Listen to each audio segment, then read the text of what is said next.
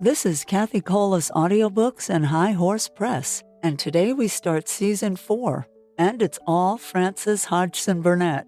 On Wednesdays, The Secret Garden, narrated by me, and on Fridays, A Little Princess, narrated by Melissa Tradewell. Today we meet Mary Lennox, described as a sickly, yellow-skinned, and exceedingly disagreeable child, and she was, too. A cholera epidemic kills her parents, and Mary is sent to Misselthwaite Manor, where she begins a whole new journey. Here we go. Chapter 1. There is no one left. When Mary Lennox was sent to Misselthwaite Manor to live with her uncle, everybody said she was the most disagreeable-looking child ever seen. It was true, too. She had a little thin face and a little thin body, thin light hair, and a sour expression. Her hair was yellow, and her face was yellow, because she had been born in India, and had always been ill in one way or another. Her father had held a position under the English government, and had always been busy and ill himself. And her mother had been a great beauty, who cared only to go to parties and amuse herself with gay people.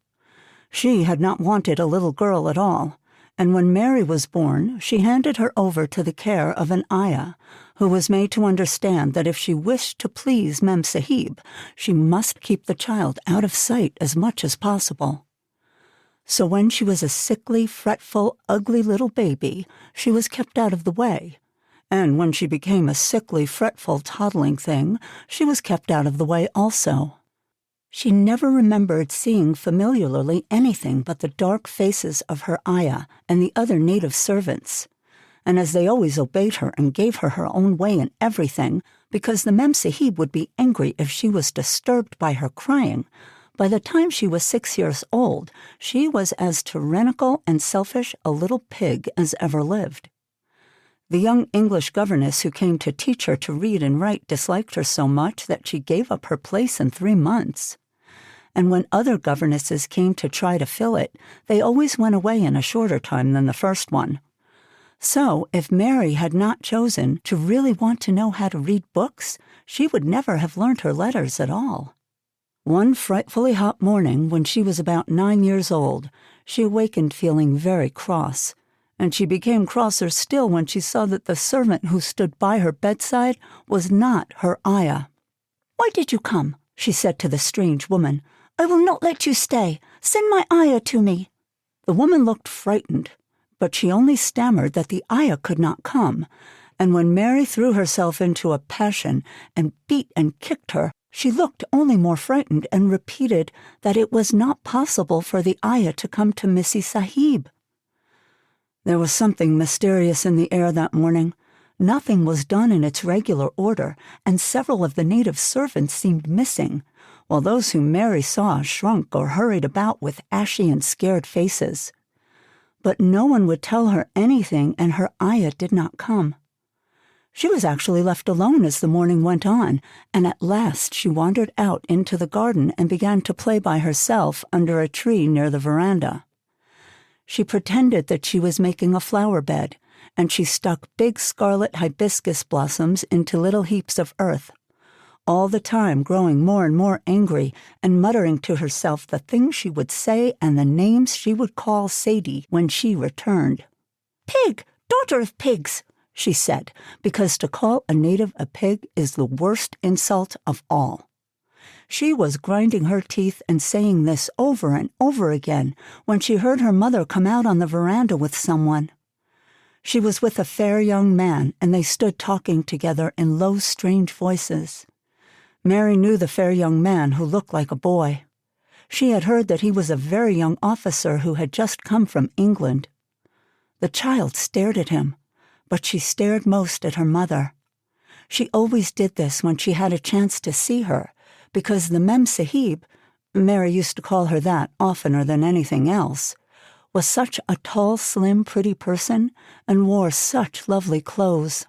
Her hair was like curly silk, and she had a delicate little nose which seemed to be disdaining things, and she had large laughing eyes. All her clothes were thin and floating, and Mary said they were full of lace. They looked fuller of lace than ever this morning, but her eyes were not laughing at all. They were large and scared and lifted imploringly to the fair boy officer's face. "Is it so very bad? Oh, is it?" Mary heard her say. "Awfully," the young man answered in a trembling voice. "Awfully, Mrs. Lennox. You ought to have gone to the hills 2 weeks ago." The Mem Sahib wrung her hands. "Oh, I know I ought," she cried. "I only stayed to go to that silly dinner party. What a fool I was." At that very moment, such a loud sound of wailing broke out from the servants' quarters that she clutched the young man's arm, and Mary stood shivering from head to toe. The wailing grew wilder and wilder.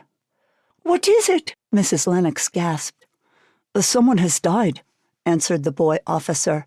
"You did not say it had broken out among your servants." "I did not know," the Mem Sahib cried. "Come with me."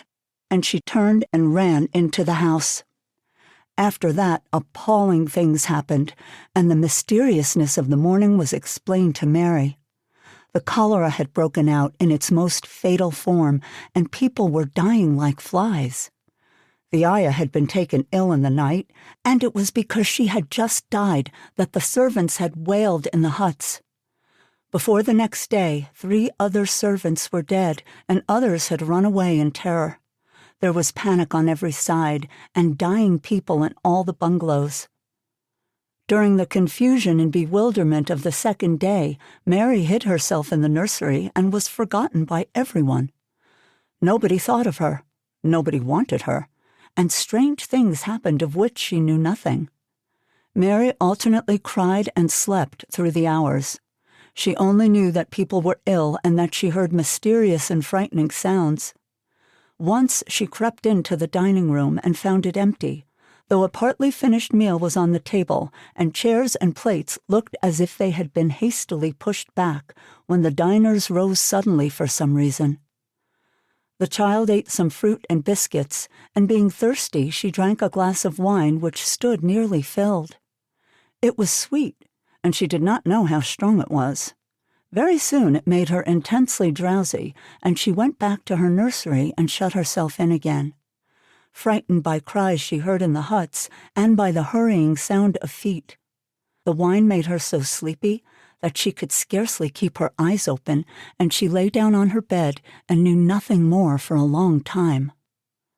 Many things happened during the hours in which she slept so heavily, but she was not disturbed by the wails and the sound of things being carried in and out of the bungalow. When she awakened, she lay and stared at the wall. The house was perfectly still. She had never known it to be so silent before. She heard neither voices nor footsteps, and wondered if everybody had got well of the cholera and all the trouble was over. She wondered also who would take care of her now that her ayah was dead. There would be a new ayah, and perhaps she would know some new stories. Mary had been rather tired of the old ones. She did not cry because her nurse had died. She was not an affectionate child, and had never cared much for anyone. The noise and hurrying about and wailing over the cholera had frightened her, and she had been angry because no one seemed to remember that she was alive. Everyone was too panic-stricken to think of a little girl no one was fond of.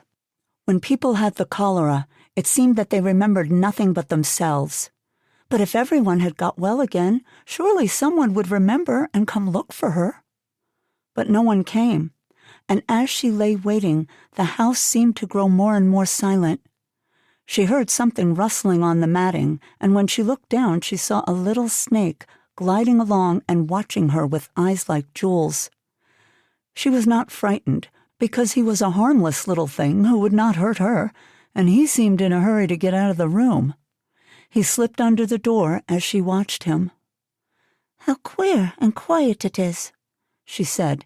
"It sounds as if there were no one in the bungalow but me and the snake." Almost the next minute, she heard footsteps in the compound, and then on the veranda. They were men's footsteps, and the men entered the bungalow and talked in low voices.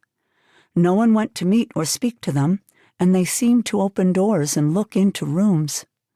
"What desolation!" she heard one voice say. "That pretty, pretty woman. I suppose a child, too.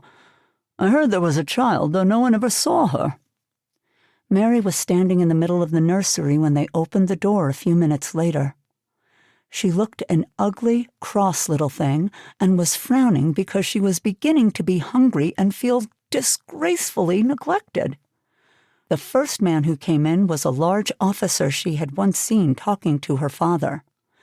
He looked tired and troubled, but when he saw her, he was so startled that he almost jumped back. "Barney," he cried out, "there's a child here, a child alone, in a place like this. Mercy on us, who is she?" "I'm Mary Lennox," the little girl said, drawing herself up stiffly. She thought the man was very rude to call her father's bungalow a place like this. "I fell asleep when everyone had the cholera, and I have only just wakened up. Why does nobody come?" "It is the child no one ever saw," exclaimed the man, turning to his companions. "She has actually been forgotten." "Why was I forgotten?" Mary said, stamping her foot. "Why does nobody come?" The young man, whose name was Barney, looked at her very sadly. Mary even thought she saw him wink his eyes as if to wink tears away. "Poor little kid," he said. "There's nobody left to come." It was in that strange and sudden way that Mary found out that she had neither father nor mother left, that they had died and been carried away in the night, and that the few native servants who had not died also left the house as quickly as they could get out of it, none of them even remembering that there was a Missy Sahib. That was why the place was so quiet. It was true. There was no one in the bungalow but herself and the little rustling snake. You'd think a cholera outbreak would change someone's attitude. Not Mary. Now she was really annoyed.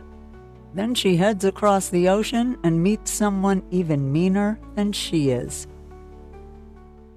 Chapter 2.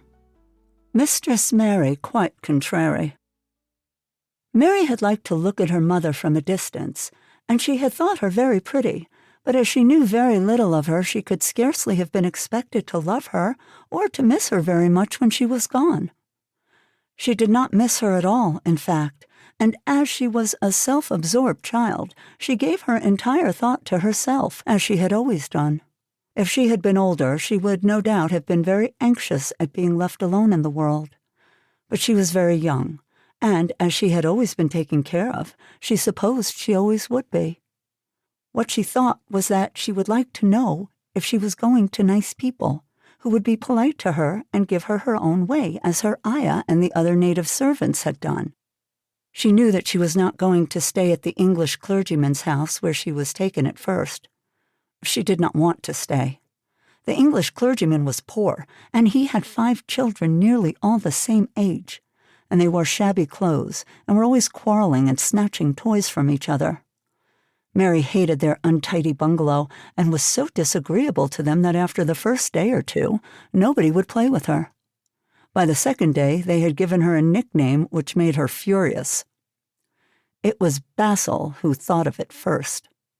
Basil was a little boy with impudent blue eyes and a turned-up nose, and Mary hated him. She was playing by herself under a tree, just as she had been playing the day the cholera broke out. She was making heaps of earth and paths for a garden, and Basil came and stood near to watch her.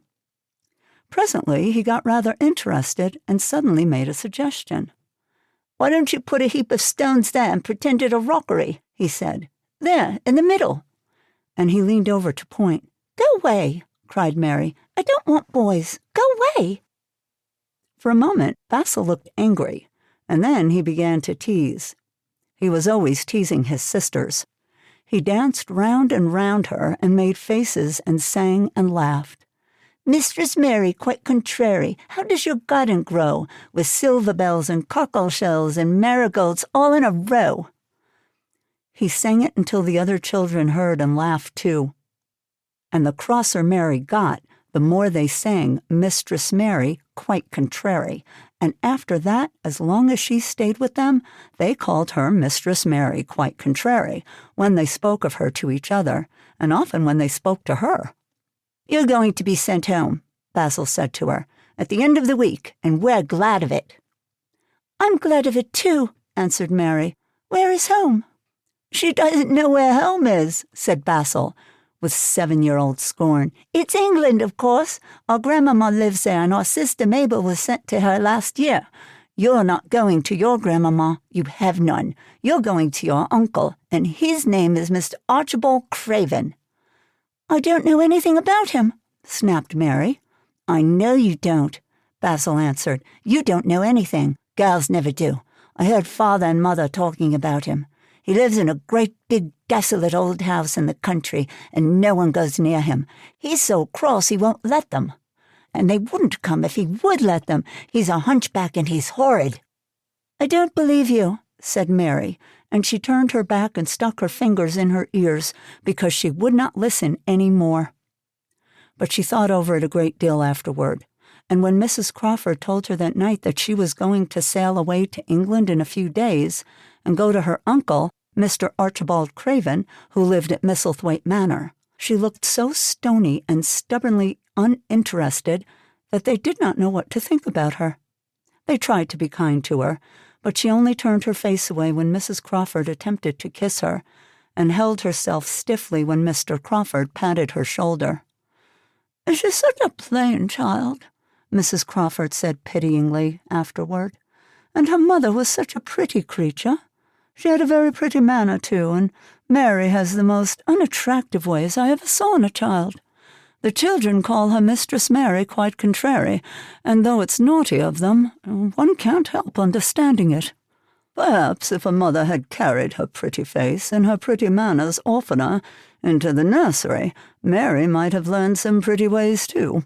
It's very sad, now the poor beautiful thing is gone, to remember that many people never even knew that she had a child at all. I believe she scarcely ever looked at her, sighed Mrs. Crawford. When her ayah was dead, there was no one to give a thought to the little thing. Think of the servants running away and leaving her all alone in that deserted bungalow. Colonel McGrew said he nearly jumped out of his skin when he opened the door and found her standing by herself in the middle of the room. Mary made the long voyage to England under the care of an officer's wife, who was taking her children to leave them in a boarding school. She was very much absorbed in her own little boy and girl, and was rather glad to hand the child over to the woman Mr. Archibald Craven sent to meet her in London. The woman was his housekeeper at Misselthwaite Manor, and her name was Mrs. Medlock. She was a stout woman with very red cheeks and sharp black eyes. She wore a very purple dress, a black silk mantle with a jet fringe on it, and a black bonnet with purple velvet flowers which stuck up and trembled when she moved her head. Mary did not like her at all, but as she very seldom liked people, there was nothing remarkable in that. Besides which, it was very evident that Mrs. Medlock did not think much of her. My word, she's a plain little piece of goods, she said, and we'd heard that her mother was a beauty. She hasn't handed much of that down, has she, ma'am? Perhaps she will improve as she grows older, the officer's wife said good-naturedly. If she were not so sallow and had a nicer expression, her features are rather good. Children alter so much. Well, she'll have to alter a good deal, answered Mrs. Medlock, and there's nothing likely to improve children at Misselthwaite, if you ask me. They thought Mary was not listening because she was standing a little apart from them at the window of the private hotel they had gone to. She was watching the passing buses and cabs and people, but she heard quite well and was made very curious about her uncle and the place he lived in. What sort of place was it, and what would he be like? What was a hunchback?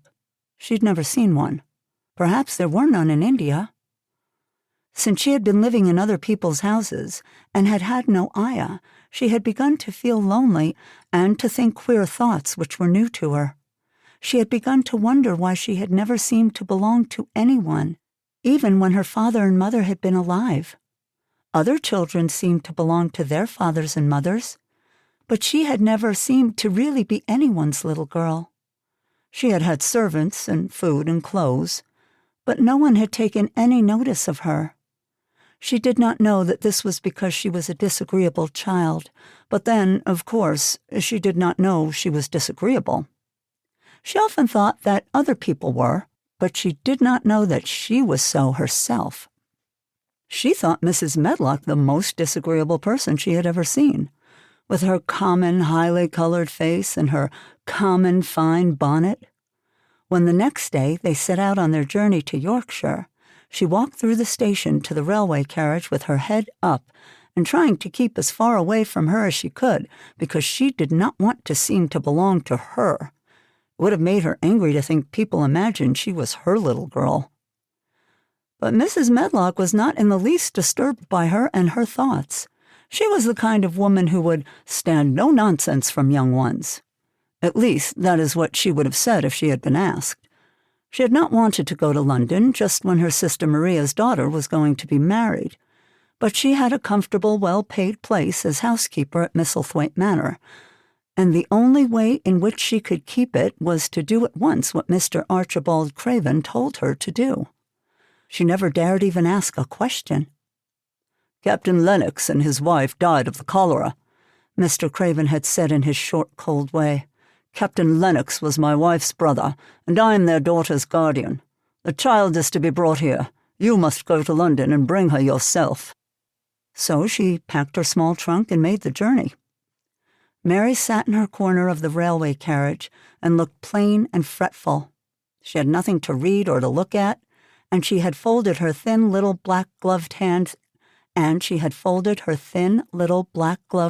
in her lap. Her black dress made her look yellower than ever, and her limp-light hair straggled from under her black crape hat. "A more marred-looking young one I never saw in my life," Mrs. Medlock thought. Marred is a Yorkshire word and means spoiled and pettish. She had never seen a child who sat so still without doing anything, and at last she got tired of watching her and began to talk in a brisk, hard voice. "I suppose I may as well tell you something about where you're going to," she said. "Do you know anything about your uncle?" "No," said Mary. "Never heard your father and mother talk about him?" "No," said Mary, frowning. She frowned because she remembered that her father and mother had never talked to her about anything in particular. Certainly they had never told her things. "Humph," muttered Mrs. Medlock, staring at her queer, unresponsive little face. She did not say any more for a few moments, and then she began again. "I suppose you might as well be told something, to prepare you. You are going to a queer place." Mary said nothing at all, and Mrs. Medlock looked rather discomfited by her apparent indifference, but after taking a breath, she went on. "Not but that it's a grand place in a gloomy way, and Mr. Craven's proud of it in his way, and that's gloomy enough too.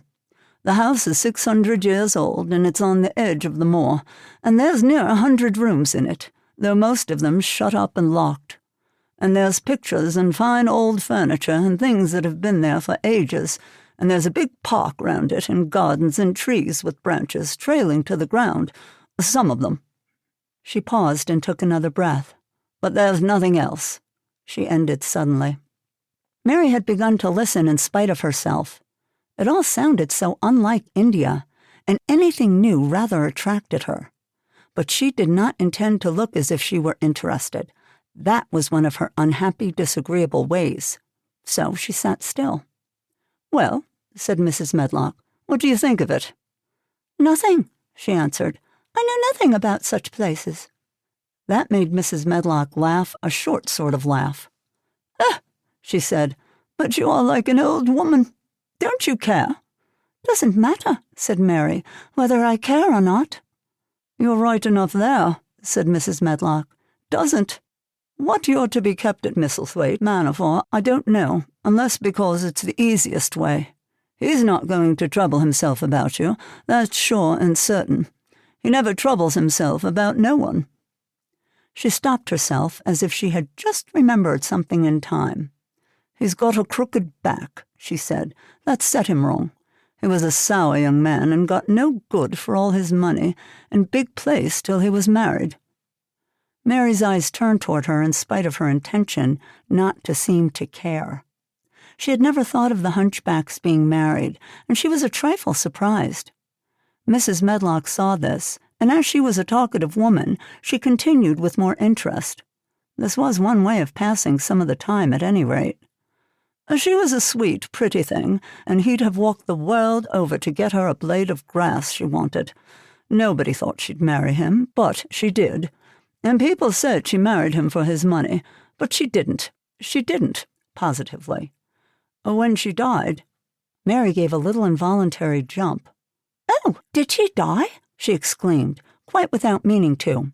She had just remembered a French fairy story she had once read called Riquet à la Houppe. It had been about a poor hunchback and a beautiful princess, and it had made her suddenly sorry for Mr. Archibald Craven. "Yes, she died," Mrs. Medlock answered, "and it made him queerer than ever. He cares about nobody. He won't see people. Most of the time he goes away, and when he is at Misselthwaite he shuts himself up in the West Wing and won't let anyone but Pitcher see him. Pitcher's an odd fellow, but he took care of him when he was a child, and he knows his ways." It sounded like something in a book, and it did not make Mary feel cheerful. A house with 100 rooms, nearly all shut up and with their doors locked. A house on the edge of a moor, whatsoever a moor was, sounded dreary. A man with a crooked back who shut himself up also. She stared out of the window with her lips pinched together, and it seemed quite natural that the rain should have begun to pour down in gray slanting lines and splash and stream down the window panes. If the pretty wife had been alive, she might have made things cheerful by being something like her own mother, and by running in and out and going to parties as she had done in frocks full of lace. But she was not there any more. "You needn't expect to see him, because 10 to 1 you won't," said Mrs. Medlock, "and you mustn't expect that there will be people to talk to you. You'll have to play about and look after yourself. You'll be told what rooms you can go into and what rooms you're to keep out of. There's gardens enough, but when you're in the house, don't go wandering and poking about. Mr. Craven won't have it." "I shall not want to go poking about," said sour little Mary, and just as suddenly as she had begun to be rather sorry for Mr. Archibald Craven, she began to cease to be sorry and to think he was unpleasant enough to deserve all that had happened to him. And she turned her face toward the streaming panes of the window of the railway carriage and gazed out at the gray rainstorm, which looked as if it would go on forever and ever. She watched it so long and steadily that the grayness grew heavier and heavier before her eyes, and she fell asleep. And there you have it. Don't forget to tune in on Friday for A Little Princess, narrated by Melissa Tradewell. If you enjoyed this episode, please follow or subscribe wherever you listen, and leave a review to help other listeners discover these timeless stories as well. As always, thanks so much for listening.